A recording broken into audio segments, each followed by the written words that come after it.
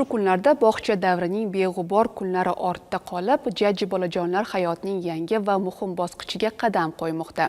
Poytaxtimizning Shayxontohur tumanidagi 607-sonli davlat maktabgacha ta'lim tashkilotida Xayr bog'cha Salom maktab shiori ostidagi bitiruv tadbiri bo'lib o'tdi. Maktab ostonasida turgan bolajonlarning bu bayrami quvonch va hayajonga boy bo'ldi. Bog'chani tugatib maktabga qadam qo'yish har bir bolajonlar uchun unutilmas lahzadir. Xayr bog'cha Salom maktab tadbiri ham bolajonlar uchun chinakam quvonch ulasha oldi. Tadbir an'anaga ko'ra juda ko'tarinki ruhda boshlandi.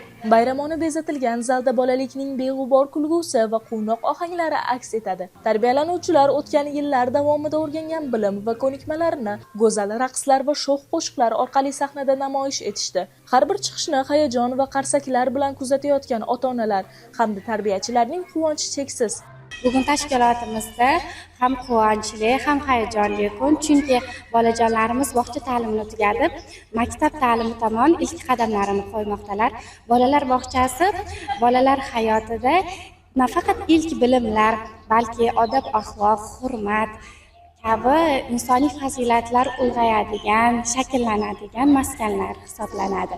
Tashkilotimizdan uchirma bo'layotgan bugungi tarbiyalanuvchilarimiz xotirasida bolalar bog'chasi iliq xotiralar, iliq taassurotlar bilan muhrlanadi deb o'ylaymiz va yangi O'zbekistonimiz ravnaqi yo'lida o'zlarining ham munosib hissalarini qo'shadi degan umiddamiz.